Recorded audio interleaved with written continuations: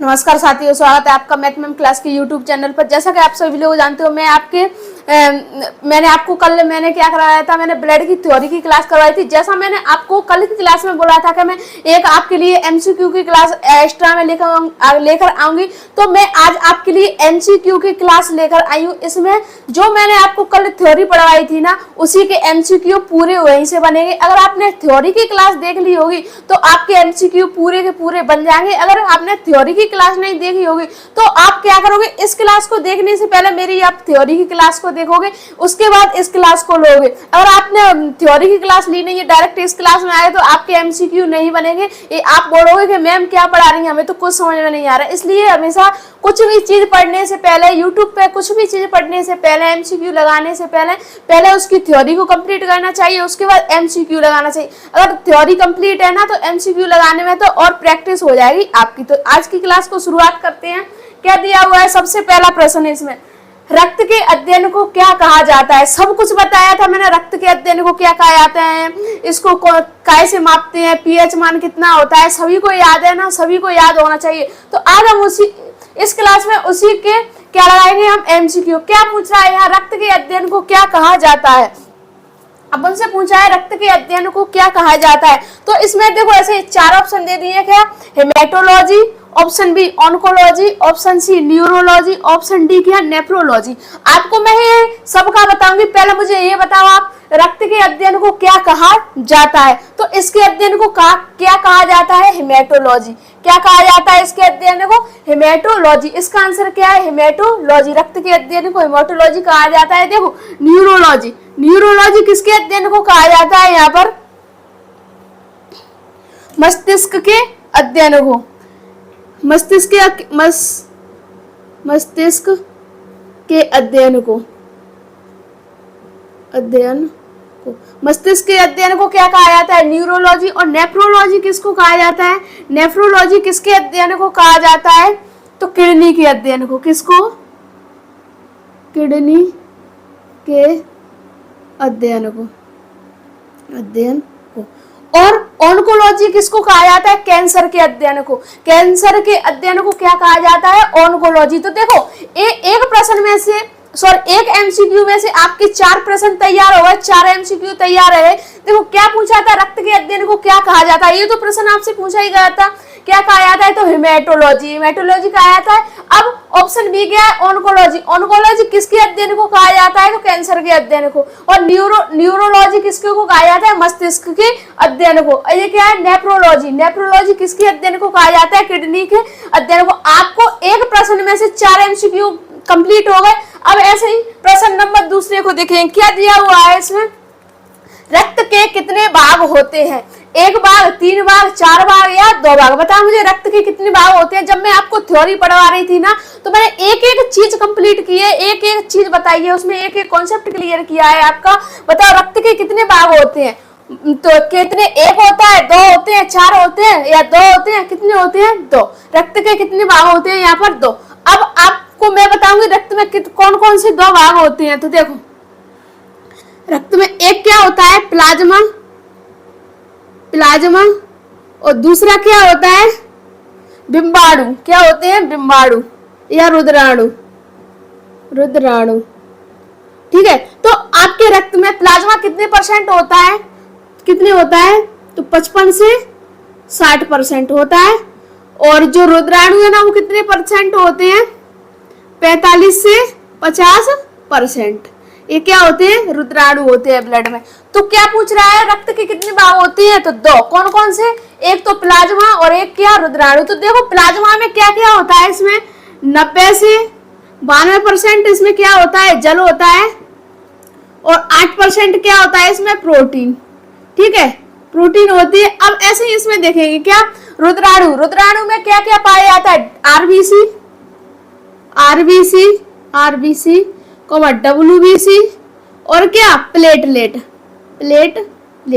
ये तीनों चीज पाई जाती हैं, आरबीसी, WBC और प्लेटलेट्स। ठीक है, और इसमें जल और ये पाया जाता है। तो बिल्कुल प्लाज्मा का कलर कैसा होता है, हल्का पीला। कैसा होता है, हल्का पीला। ये भी प्रश्न आएगा इसमें। और हल्का पीला होता है। हल्का पीला काय के कारण होता है? बिलिरुबिन के कारण। काय के कारण होता है? बिलिरुबिन के कारण।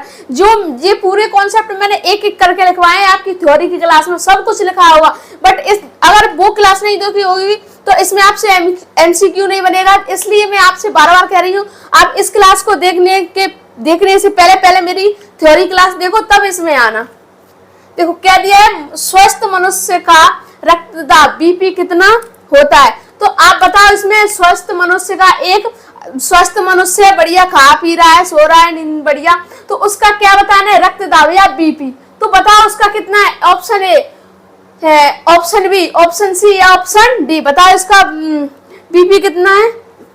तो इसका रक्तदाब कितना है, बीपी 120 से 120/80 mmHg, 120/180 mmG। तो देखो बीपी क्या लिखेंगे, बीपी।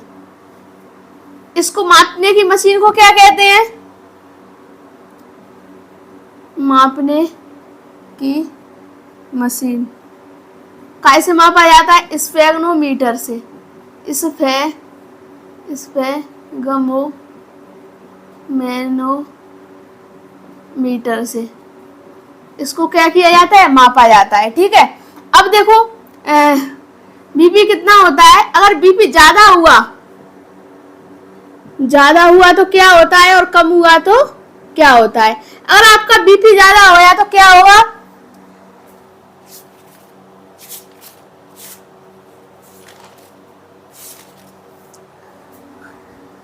अगर बीपी ज्यादा हो गया तो क्या होगा, हाइपरटेंशन, और कम हो गया तो क्या होगा, हाइपोटेंशन। क्या, हाइपरटेंशन ज्यादा होने से, और कम हो गया तो इससे क्या होगा, हाइपोटेंशन। अब इसको कैसे याद रखोगे, अगर भूल भी गए तो बीपी मतलब ज्यादा हो गया तो क्या, हाइपर, हाई हाई हाई करते हैं ना, ऐसे करते हैं ना, जब बीपी ज्यादा होता है तो हाई हाई ऐसे करते हैं, तो वो क्या है, हाइपर टेंशन। मतलब हाइपर मतलब हाई, हाइपर मतलब हाई, हाइपर मतलब हाई। ये मन समझ लेना का वाईफाई नहीं, क्या हाइपर, क्या हाइपरटेंशन। हाइपरटेंशन मतलब ये, हाइपरटेंशन मतलब ज्यादा, और हाइपोटेंशन मतलब कम। अगर बीपी कम हो जाएगा तो क्या होगा, हाइपोटेंशन। अगर बीपी ज्यादा हो गया तो हाइपरटेंशन, क्या, हाइपोटेंशन। हाँ ऐसे सांस भरते रहते हैं ना, तो वही है। ठीक है, तो इसका आंसर कौन सा है, ऑप्शन नंबर बी। अब ऐसे ये क्या पूछा है, प्रश्न नंबर 4, मानव शरीर में रक्त की मात्रा कुल वजन का कितने % होती है। जो अपनी बॉडी होती है ना, उसमें हमारी बॉडी का जितना भी वजन होता है ना, मानव शरीर रक्त की मात्रा कुल वजन की कितने % होती है, तो कितना होता है। Option A 7%, option B 10%, option C 15%, option D 20%। बता मुझे इसको कितना होता है। तो देखो इसका कितना होगा, 7%। कितना होगा, 7%। अब ऐसे प्रश्न नंबर 5, प्लाज्मा से फाइब्रिनोजन को निकाला जाता है तो शेष बचा पदार्थ क्या कहलाता है। ये पॉइंट मैंने आपको नोट डाल के अलग लिखवाया था कल। क्या, प्लाज्मा से फाइब्रिनोजन को, फाइब्रिनोजन क्या है, प्रोटीन। ये मेन प्रोटीन है, मुख्य प्रोटीन है ये अपने। तो प्लाज्मा से फाइब्रिनोजन को निकाला जाता है तो शेष बचा पदार्थ क्या कहलाता है, या शेष बचे भाग को क्या कहते हैं। तो WBC कहते हैं, RBC कहते हैं, या सीरम कहते हैं, या हिपेरिन कहते हैं। बताओ मुझको इसको क्या कहते हैं। अब देखो, अब अगर आपने कल की क्लास अच्छे से ली होगी या तो आपको तुरंत समझ में आ जाएगा। देखो अगर आपको मान के चलो कुछ भी नहीं आ रहा है आपको प्रश्न में, तो ऑप्शन दिए रहते हैं, ऑप्शन से आंसर कैसे लाते हैं कई बच्चे। देखो अब मुझे ये बताओ, RBC हो सकता है, नहीं। क्यों नहीं हो सकता RBC, क्यों, क्योंकि RBC तो रुद्राणु का भाग है ना, तो RBC नहीं होगा। WBC भी नहीं होगा इसका आंसर, और हिपेरिन होगा, हिपेरिन भी नहीं होगा। क्यों हिपेरिन क्या करता है अपनी बॉडी में, ये पॉइंट भी मैंने नोट डाल के लिखवाया था। हिपेरिन क्या करता है अपनी बॉडी में, रक्त को जमने से क्या करता है, बचाता है। इसका आंसर क्या होगा, सीरम। क्या होगा इसका आंसर, सीरम। इसका आंसर आएगा सीरम। ठीक है, ध्यान रखना, ये इंपोर्टेंट प्रश्न है सभी। अब देखो प्लाज्मा का रंग कैसा होता है, अभी बताया था ना अपना। ये मन सोच रहे प्लाजो के जो लड़कियां पहनती है वो प्लाजो, नहीं, प्लाज्मा का रंग कैसा होता है। प्लाजो और प्लाज्मा में अंतर बहुत है, तो आपको क्या याद रखना है, प्लाज्मा का रंग कैसा होता है, अभी बताया था मैंने। कैसा, लाल होता है, हल्का पीला होता है, नीला होता है, या इनमें से कोई नहीं। तो अपने प्लाज्मा का रंग कैसा होता है, हल्का पीला। बट हल्का पीला होता है, बट किसके कारण होता है इसका कलर हल्का पीला, किसके कारण होता है, तो बिलिरुबिन के कारण। किसके कारण, बिलिरुबिन के कारण। जब देखो, जब किसी को पीलिया होता है, मतलब आप लोगों के घर में भी हुआ होगा किसी को पीलिया, तो देखो वो नाखून चेक करते हैं, इनके नाखून पीले तो नहीं पड़ रहे हैं, आंख चेक करते हैं, इसकी आंख पीली तो नहीं पड़ रही है, ऐसे ही करते हैं ना, तो हल्का पीला। तो देखो पीलिया होता है ना, पीलिया में कारण क्या होता है, जो बिलिरुबिन होता है ना, बिलिरुबिन, उसकी मात्रा क्या हो जाती है, अधिक बढ़ जाती है, इसलिए पीलिया हो जाता है, हमारा शरीर कैसा पड़ जाता है, पीला पड़ जाता है। तो इसका आंसर क्या होगा, हल्का पीला।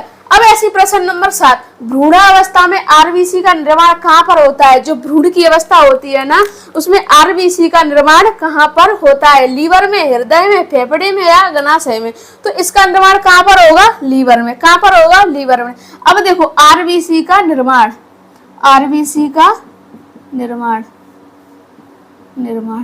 तो देखो आरबीसी का निर्माण कहाँ पर होता है, भ्रूण में कहाँ पर होता है, और वयस्क में कहाँ पर होता है, वयस्क में कहाँ पर होता है। तो देखो भ्रूण में तो होता है लीवर में, कहाँ पर, लीवर में, और वयस्क में कहाँ पर होता है, बोन मैरो में, बोन मैरो, बोन मैरो में। इसी को क्या कहते हैं, अस्थि मज्जा। अब याद रखना है इसको, भ्रूण में काय में, लीवर में, और वयस्क में काय में, बोन मैरो में। और ऐसी प्रश्न नंबर 9 क्या दिया है, आरबीसी का जीवन काल कितना होता है। जो अपनी आरबीसी होती है ना, उसका जीवन काल कितना होता है, तो 100 से 50 दिन, 120 दिन, 200 दिन या 150 दिन। तो कितना होगा, 120 दिन। अपनी आरबीसी है ना, आरबीसी, इसका जीवन काल कितना होगा, 120 दिन। ठीक है, कितना होगा, 120 दिन। और इसका निर्माण कहाँ पर होता है, वयस्क में, वयस्क में होता है बोन मैरो में, और लीवर में, भ्रूण में होता है। और इसकी संख्या कहाँ पर बढ़ती है, ऊंचाई पर जाने पर, ऊंचाई पर जाने, ऊंचाई पर जाने से आरबीसी की संख्या बढ़ती है, संख्या बढ़ती है। घटती कब है, कितनी संख्या बढ़ती है, 30%। कितनी बढ़ेगी, 30%। ये सब कुछ लिखवाया मैंने आपको कल की क्लास में। और घटती कब है, सोते समय, सोते समय या कब, रात्रि में, रात्रि में संख्या क्या होती है, घटती है, संख्या घटती है, संख्या क्या होती है इसमें, घटती है। तो आरबीसी का कब्रगाह किसे कहा जाता है, या आरबीसी का कब्रिस्तान किसे कहा जाता है। तो बताया ना आपको, पीलिया, स्प्लीन, उपयुक्त दोनों, या इनमें से कोई नहीं। देखो पीलिया को हिंदी में, इंग्लिश में, दोनों, मतलब ये वाला प्रश्न एग्जाम में सीधे डायरेक्ट ऐसे ही पूछा गया है। ये दोनों ऑप्शन दे दिया है, एक हिंदी दे दिया है इसका, एक इंग्लिश दे दिया है, और क्या दे दिया है यहाँ पर, उपयुक्त दोनों। तो इसका आंसर क्या होगा, उपयुक्त दोनों। क्यों, क्योंकि उपयुक्त दोनों ही प्रश्न, दोनों ही उत्तर क्या है इसमें सही है, ऑप्शन ए भी और ऑप्शन बी भी। ठीक है, मैं साइट हो रही हूँ, आप स्क्रीनशॉट ले लो। प्रश्न नंबर 11, क्या है, रक्त समूह की खोज किस वैज्ञानिक ने की थी। क्या पूछ रहा है इसमें, जो अपना रक्त समूह होता है ना, उसकी खोज किस वैज्ञानिक ने की थी। तो देखो क्या दिया है ऑप्शन में, हॉपकिंस, गोल्डस्टीन, फ्लेमिंग या कार्ल लैंडस्टीनर। कौन सा है इनमें से, 4 ऑप्शन में से बताओ। क्या बताना है कि रक्त समूह की खोज किसने की थी। तो इसमें रक्त समूह की खोज किसने की थी, कार्ल लैंडस्टीनर ने की थी। ये सब कुछ मैंने लिखवाया है। प्रश्न नंबर 12, आरबीसी की कमी से कौन सा रोग होता है। बता मुझे, मैंने आपको आरबीसी की कमी से होने वाले 3 रोग लिखवाए थे। तीनों रोग मुझे कमेंट में बता दो, कौन कौन से रोग लिखवाए थे, वो सभी बताओ, सभी कमेंट करेंगे। तो इसमें बताओ कौन सा रोग है, एनीमिया, एड्स या रतौंधी, या इनमें से कोई नहीं। बताओ आरबीसी की कमी से कौन कौन सा रोग होता है। मैंने आपको 3 मेन रोग लिखाए थे, आपको सभी को याद होने चाहिए। बताओ इसका आंसर क्या होगा, एनीमिया। इसका क्या होगा, एनीमिया। और एड्स का ऐसे होता है, एचआईवी वायरस से क्या होता है, एड्स। और रतौंधी विटामिन ए की कमी से होता है। देखो एनीमिया में क्या हो जाता है, जो अपने अंदर आयरन है ना, आयरन की कमी हो जाती है, ब्लड की कमी हो जाती है, हीमोग्लोबिन की कमी हो जाती है, इसलिए क्या हो जाता है अपना एनीमिया। और एड्स का की कमी, एड्स का होता है, एड्स एक बीमारी, वो वायरस है, बहुत भयंकर वायरस है। ठीक है, एड्स बहुत भयंकर वायरस है। एक आए तो होता है HIV वायरस है, एक दूसरे के संपर्क में आने से भी ये फैल जाता है। इसकी भी किसी दिन डिटेल से क्लास लूंगी और उस दिन इसको सब बताऊंगी। क्या रतौंधी, रतौंधी कैसे होता है? विटामिन ए की कमी से कौन सा रोग हो जाता है? रतौंधी। और इनमें से कोई नहीं, तो इसका आंसर कौन सा है? एनीमिया। तीनों रोग जल्दी कमेंट में लिख दो। मैंने कल की क्लास में आपको बताए थे ना, वो तीनों एनीमिया की आरबीसी की कमी से तीनों होने वाले रोग कमेंट में मुझे बताओ जल्दी लिख के। और देखो आरबीसी, रक्त में आरबीसी डब्ल्यूबीसी का अनुपात कितना होता है? जो अपना ब्लड होता है ना, उसमें क्या पूछ रहा है? आरबीसी अनुपात डब्ल्यूबीसी। अब देखो इसका अनुपात कितना होता है? 600 अनुपात 1। क्या 600 अनुपात 1? 600 आरबीसी पर 1 डब्ल्यूबीसी होती है। क्या 600 आरबीसी की संख्या होगी तब 1 डब्ल्यूबीसी की संख्या होगी। तो देखो इसको क्या कहते हैं? Red blood cell. इसको क्या कहते हैं? White blood cell. ठीक है। ये कितनी? ये 5 प्रकार की होती हैं, 5 प्रकार की होती हैं। ठीक है। और इसका जीवन काल कितना है? 5 प्रकार की होती है। इसका जीवन काल कितना है? 4 दिन।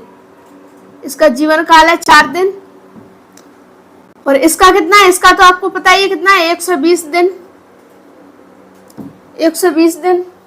अब बताओ इसमें रक्त में आरबीसी डब्ल्यूबीसी का अनुपात कितना होता है? ये बताया कितना? 600 आरबीसी पर 1 क्या होती है? डब्ल्यूबीसी। तो इसका अनुपात होगा 600 अनुपात 1। 600 अनुपात 1। अब इसका साइंटिफिक नाम क्या होता है? ल्यूकोसाइट। लिखूंगी इधर, ल्यूकोसाइट।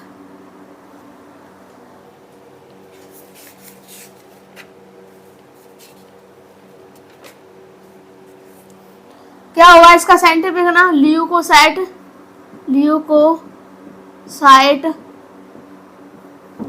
इसका साइंटिफिक नाम ल्यूकोसाइट है। और इसका साइंटिफिक नाम क्या होता है? एरिथ्रोसाइट। क्या? एरिथ्रोसाइट।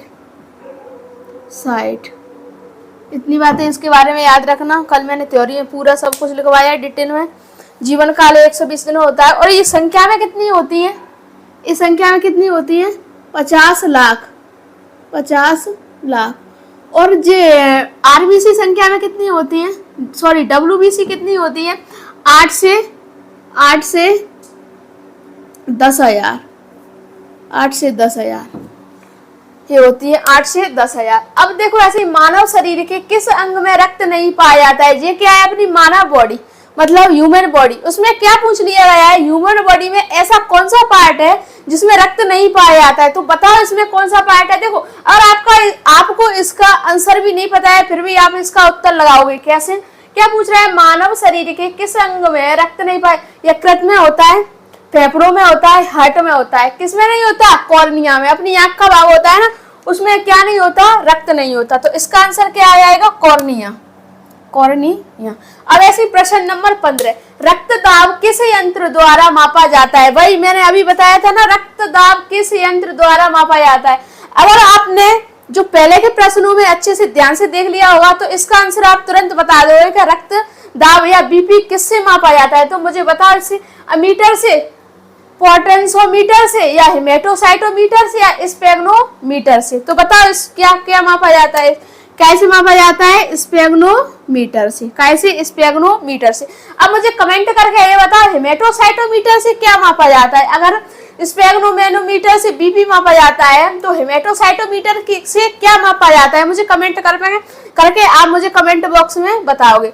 प्रश्न नंबर 16, मानव शरीर के रक्त में सबसे ज्यादा डब्ल्यूबीसी कौन सी पाई जाती है? जो अपनी मानव की बॉडी होती है उसमें सबसे ज्यादा डब्ल्यूबीसी की संख्या कौन सी पाई जाती है?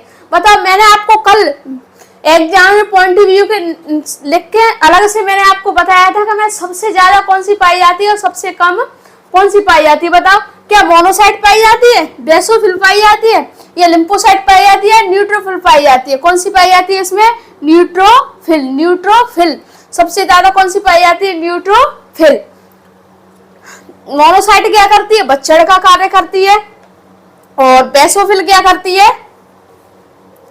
और लिम्फोसाइट क्या करती है, लिम्फोसाइट दो लिम्फोसाइट, वो लिम्फोसाइट में कितनी होती है, तो एक तो बी लिम्फोसाइट जो एंटीबॉडी बनाती है, देखो देखो इधर लिम्फोसाइट,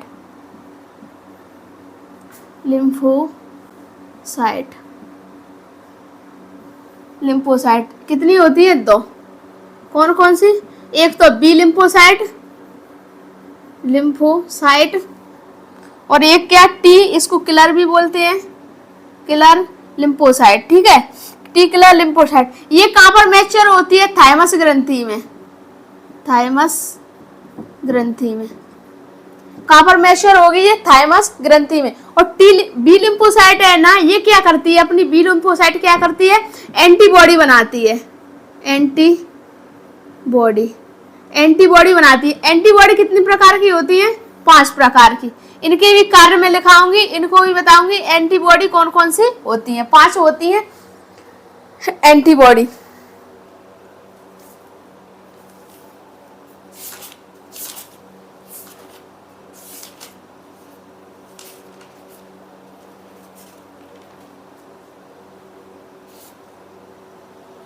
देखो 5 कौन कौन सी होती हैं,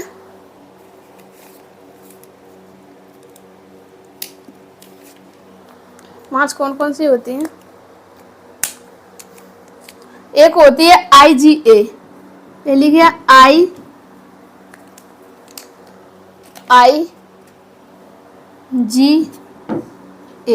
IgA क्या करती है, इसका क्या होता है, माता के दूध में पाई जाती है, कहां पर पाई जाती है, माता के दूध में, ठीक है। एक IG क्या हो गई, एक IgA हो गई, और दूसरी क्या, IgM, क्या IgM, IgM, दूसरी कौन सी, IgM। ये क्या है, सबसे बड़ी है, सबसे बड़ी एंटीबॉडी, सबसे बड़ी एंटीबॉडी, एंटीबॉडी, ठीक है। एक क्या होती है, IgG, IgG, ये मत कहना कि IgG, आई क्या होती है, IgG, IG और G, ये क्या करती है अपनी बॉडी में, ये प्लेसेंटा, क्या में होती है, प्लेसेंटा, ये प्लेसेंटा है ना, ये आपको ये कौन से वाले, ये रिप्रोडक्टिव सिस्टम का है ये वाला प्रश्न, ठीक है। तो ये IgG में पाई जाती है, और कौन सी होती है, IgE, ये कौन सी होती है, IgE। तो ये क्या करती है, IgE, ये क्या करती है, एलर्जी से लड़ती है, एलर्जी से लड़ती है, लड़ती है, ये क्या करती है, एलर्जी से लड़ती है, ठीक है। इतनी चीजें को याद रखना, ये मोस्ट है, सभी एंटीबॉडी भी आपसे पूछी जाती है, ये सारी जो जितनी मैंने लिखवाई है आपको।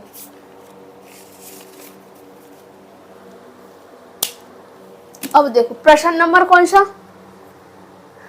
इसका आंसर क्या था, न्यूट्रोफिल। अब देखो एलर्जी से निपटने के लिए कौन सा WBC कार्य करता है। अब ये कंफ्यूजन में मत हो ना कि एलर्जी से निपटने के लिए, अभी तो आपने IgE बताया, बट मैंने यहाँ पर IgE ये क्या बताया, एंटीबॉडी, और यहाँ पर क्या पूछ लिया है उसने, देखो एलर्जी से निपटने के लिए कौन सा WBC कार्य करता है, WBC भी कितने प्रकार के होते हैं, 5, monocyte, lymphocyte, monocyte, lymphocyte, basophil, neutrophil, eosinophil. तो आपको क्या बताना है, ध्यान से देखना प्रश्न में, यहीं पे तो गड़बड़ी कर देते हो, आपको इसी में घुमा देगा, अगर आपको एंटीबॉडी दे दिया जाएगा तो वो गलत कर दोगे इसकी जगह। तो क्या दिया है, अच्छे से प्रश्न को पढ़ो, क्या दिया है एक बार पढ़ो, एलर्जी से निपटने के लिए कौन सा WBC कार्य करता है, तो इओसिनोफिल, बेसोफिल या प्लेटलेट्स या इनमें से कोई नहीं। तो क्या पूछा है WBC में, तो इओसिनोफिल तो होगा नहीं, क्या होगा इसका आंसर, बेसोफिल, क्या होगा इसका आंसर, बेसोफिल। अब प्रश्न नंबर 18, प्रोटोजोआ और विषाणु से निपटने के लिए कौन सा WBC कार्य करता है, किससे, प्रोटोजोआ से और कैसे, विषाणु से निपटने के लिए कौन सा WBC कार्य करता है, मोनोसाइट या प्रोक्सोविया, हार्ट या क्या, इओसिनोफिल, ये सब कुछ लिखवाया मैंने। रक्त का pH मान कितना होता है, जो अपनी बॉडी में ब्लड होता है ना, उसका pH मान कितना होता है अपने ब्लड का, तो 7.4, कितना, 7.4। ये क्या, रक्त, ब्लड, ब्लड। इसके बारे में लिख लेते हैं 2-4 बात, ठीक है। इसका पीएच मान, पीएच कितना, 7.4। हल्का, हल्का क्षारीय, कैसा होता है, क्षारीय, क्षारीय होता है। स्वाद कैसा होता है इसका, नमकीन, स्वाद नमकीन, नमकीन, स्वाद नमकीन। और क्या होता है इसमें, इसका कलर कैसा होता है, लाल, कैसा होता है, लाल। और मानव के शरीर में कितना पाया जाता है, 5 से 6 लीटर। कितना पाया जाता है ये, 5 से 6 लीटर। रक्त किस प्रकार का ऊतक है, जो अपना बॉडी में जो ब्लड है ना वो कैसा है। तो देखो एक पॉइंट यहाँ पर एक ये भी कर लो ऐड। तो रक्त एक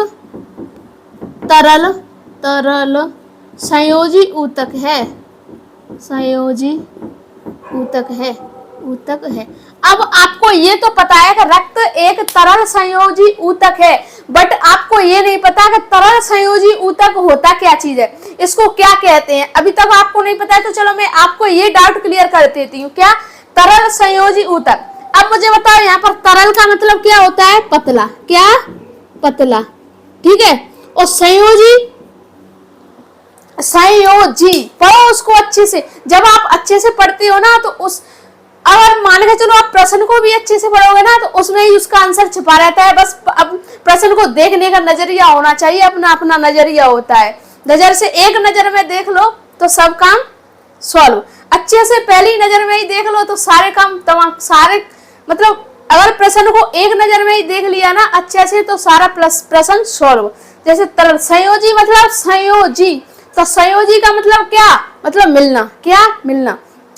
संयोजी ऊतक है तो क्या करता है, कनेक्टिव टिश्यू है। क्या है ये, कनेक्टिव टिश्यू है, जो अपनी बॉडी में है ना तो एक दूसरे को कनेक्ट करता रहता है। कभी ऑक्सीजन ले जाता है, कार्बन डाइऑक्साइड लेके आता है, या भोजन को ले जाता है, या अपशिष्ट पदार्थों को निकालता है, हार्मोन्स ले जाता है, ये सारे काम करता है। तो ये क्या है, तरल संयोजी ऊतक है। अब आप इसका स्क्रीनशॉट ले लो। प्रश्न नंबर 21 क्या दिया हुआ है इसमें, मानव शरीर में औसत कितने लीटर रक्त होता है। जो अपनी मानव की बॉडी होती है ना, उसमें क्या पूछ लिया है, उसमें लीटर में पूछ लिया है कितना लीटर रक्त होता है। तो बताओ, 3 लीटर होता है, 5 से 6 लीटर होता है, 8 लीटर होता है, या 10 लीटर होता है। तो मानव शरीर में औसत कितने लीटर रक्त होता है, 5 से 6 लीटर, ठीक है। 5 से 6 लीटर होता है। तो मेल में कितना होता है, यहाँ पर मेल में कितना होगा,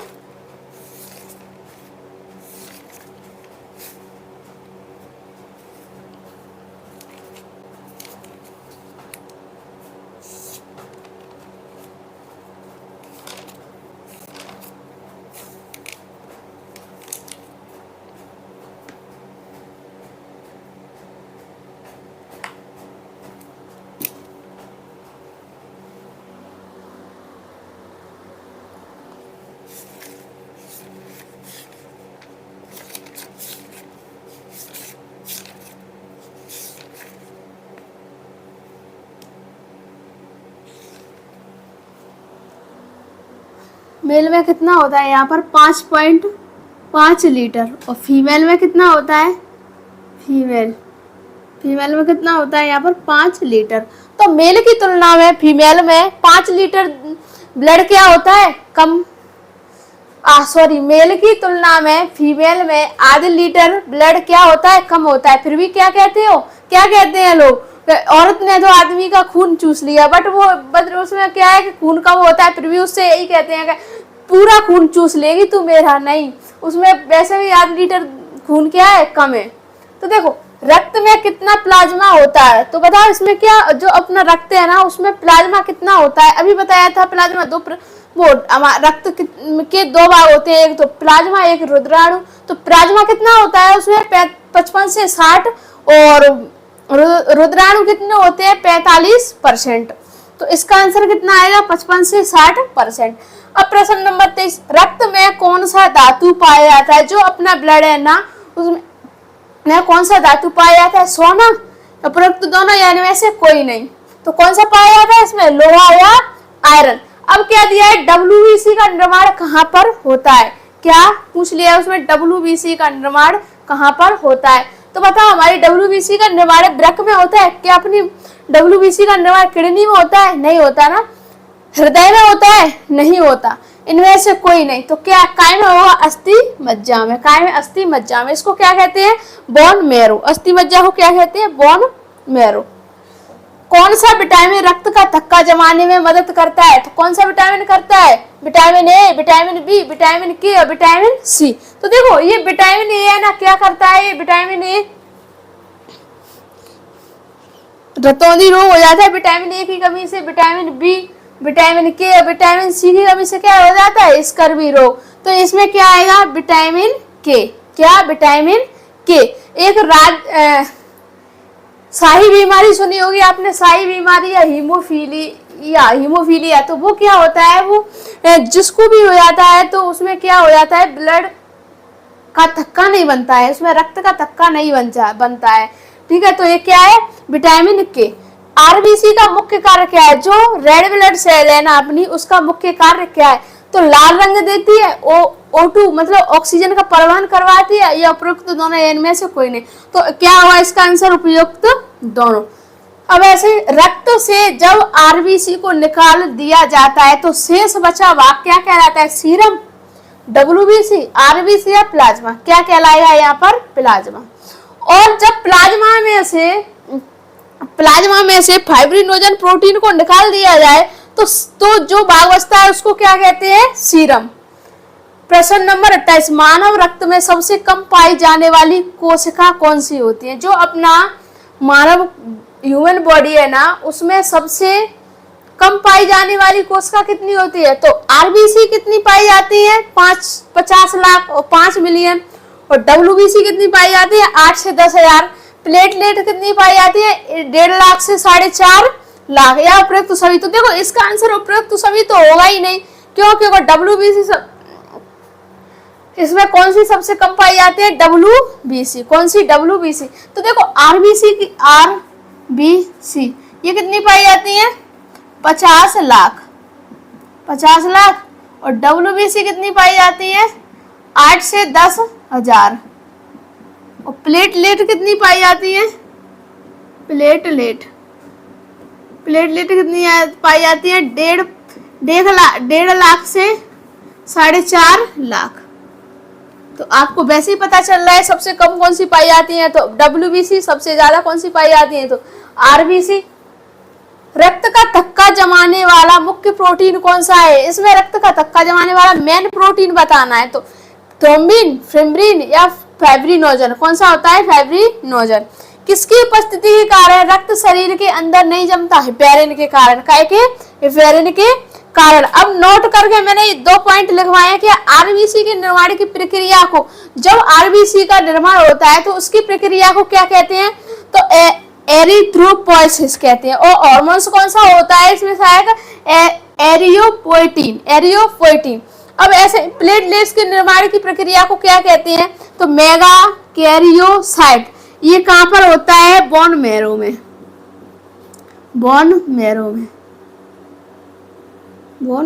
ठीक है, स्क्रीनशॉट ले लो। अस्थि मज्जा के किस ऊतक से रक्त का निर्माण होता है? एक क्या पूछ रहा है? जो बोन मैरो होता है ना,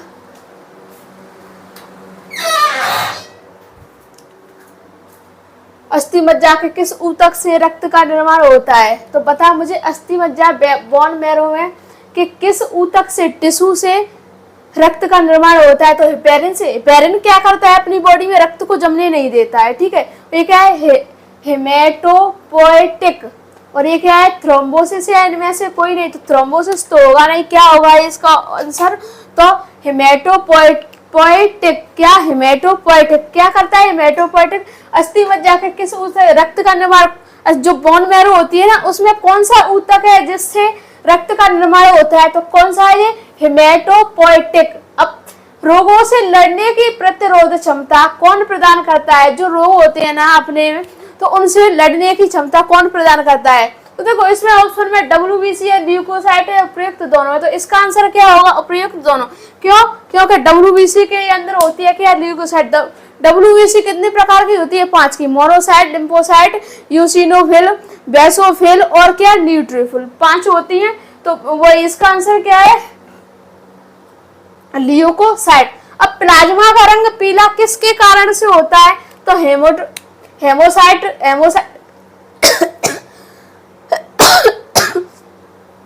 हेमोसाइट के कारण, या बिलिरुबिन के कारण, या हीमोग्लोबिन के कारण, या इनमें से कोई नहीं। तो हीमोग्लोबिन के कारण क्या होता है, अपने जो ब्लड होता है ना, ब्लड का रंग क्या होता है? लाल। ब्लड का रंग क्या होता है? लाल। किसके कारण? हीमोग्लोबिन के कारण। तो प्लाज्मा का रंग पीला किसके कारण होता है? तो बिलिरुबिन के कारण। बिलिरुबिन एक ऐसा वर्डक है जिससे क्या हो जाता है, जो ये हमारे शरीर में जब इसकी मात्रा बढ़ जाती है ना, तो क्या हो जाता है? पीलिया। क्या हो जाता है? पीलिया, जॉइंडिस। अब बिलिरुबिन है ना, जो बिलिरुबिन, देखो इसका बिलिरुबिन का निर्माण कहाँ पर होता है? बिलिरुबिन, तो इसका निर्माण होगा लीवर में। इसका निर्माण कहाँ पर होता है? लीवर में। ठीक है, इसका निर्माण लीवर में होता है। और अगर इसकी मात्रा बढ़ जाएगी तो क्या हो जाएगा? इसकी मात्रा बढ़ने से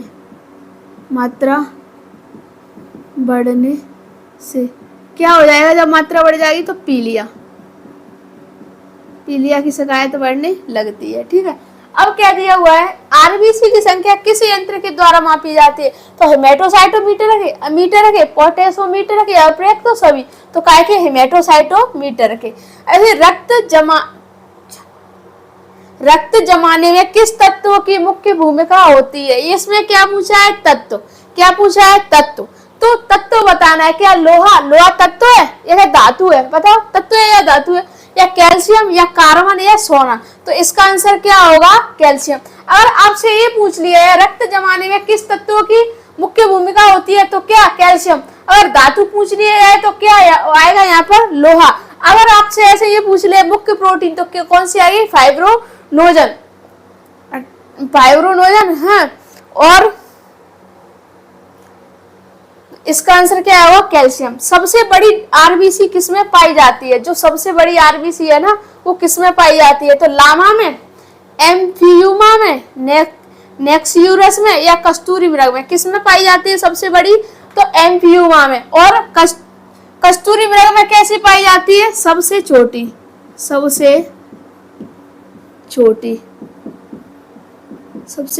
आरबीसी पाई जाती है। अगर आपसे पूछ लिया है सबसे बड़ी, तो क्या बताओगे? एम्फियूमा। और सबसे छोटी कस्तूरी मृग। ऐसे मानव रक्त के निर्माण के लिए इनमें से किसकी आवश्यकता होती है? जो अपना ह्यूमन ब्लड है ना, उसको निर्माण के लिए, बनाने के लिए किसकी आवश्यकता होती है? निकेल की नहीं, कोबाल्ट की नहीं, तांबे की नहीं, किसकी? आयरन की और लोहा की। तो श्वसन वर्धक हीमोग्लोबिन इनमें से किसमें मौजूद होता है? हीमोग्लोबिन है ना, इनमें से किसमें पाया जाता है? प्लाज्मा में नहीं पाया जाता, प्लेटलेट में नहीं पाया, डब्ल्यूबीसी में कौन से किसमें पाया जाता है? ये आरबीसी में। आरबीसी का नाम क्या है? Red blood cell. और डब्ल्यूबीसी का नाम व्हाइट ब्लड सेल। रक्त में डैश नामक एक तरल मैट्रिक्स होता है जिसमें लाल रक्त कणिकाएं आरबीसी, श्वेत रक्त कणिकाएं डब्ल्यूबीसी और प्लेटलेट्स तैरती हैं। तो इसको क्या कहते हैं? देखो, ये वाला प्रश्न कितना बड़ा कर दिया, कितना घुमा फिरा के पूछ लिया गया है। ये वाला प्रश्न का आपको, अगर इस प्रश्न को अच्छे से नहीं पढ़ोगे ना, तो ये सोचोगे ये प्रश्न आया कहाँ से, बट आपके सिलेबस में से ही आया है, वहीं से। पर क्या कर दिया? देखो कितना बड़ा दे दिया। क्या? देखो, पढ़ो इसको। रक्त में डैश नामक एक तरल का मतलब क्या होता है? लिक्विड, पतला मैट्रिक्स होता है जिसमें लाल रक्त कणिकाएं, श्वेत रक्त कणिकाएं या प्लेटलेट तैरती हैं। क्या होता है रक्त में? तो क्या होता है? प्लाज्मा। प्लाज्मा इसमें क्या करती हैं? सब तैरती हैं। तो इसका क्या आएगा? प्लाज्मा। अब ऐसे देखो, मनुष्यों में निम्न में से किसका ऑक्सीजन के प्रति उच्च संबंध होता है? जो देखो, ये क्या है? अपना हीमोग्लोबिन, Hb हीमोग्लोबिन। ये क्या है? O2। ये क्या है? Carbon monoxide. Carbon monoxide.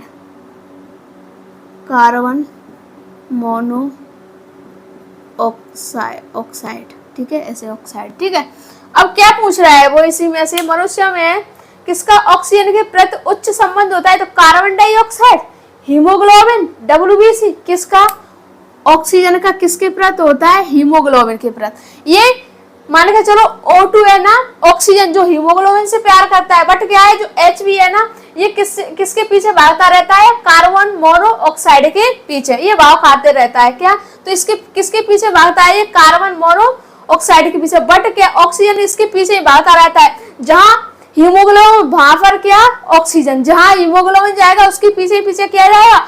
क्या जाएगा? ऑक्सीजन जाएगा। बट हीमोग्लोबिन क्या करता है? हीमोग्लोबिन इससे क्या करता है? इससे प्यार नहीं करता है। ये क्या, ये इसके पीछे भागता रहता है, क्रॉस चलता है इसमें। तो देखो ये क्या है, यहाँ पर दिया है तो कार्बन डाइऑक्साइड, हीमोग्लोबिन है, WBC। तो इसका आंसर क्या आएगा? हीमोग्लोबिन। अब देखो ये मैंने नोट बनाकर भी लिखा है कि हीमोग्लोबिन की O2 से ज्यादा बंधुता कार्बन मोनोऑक्साइड के साथ होती है। देख लेना इसको। अब देखो प्रश्न नंबर 4, रक्त स्कंदन, ब्लड कोगुलेशन किसकी मदद से होता है? रक्त प्लाज्मा की से, लाल रक्त कोशिकाओं की से, या प्लेटलेट्स कणिकाओं की से, या श्वेत रक्त कणिकाओं की से। कैसे? प्लेटलेट से। कैसे बनता है ये? प्लेटलेट से। ये स्क्रीनशॉट ले लो।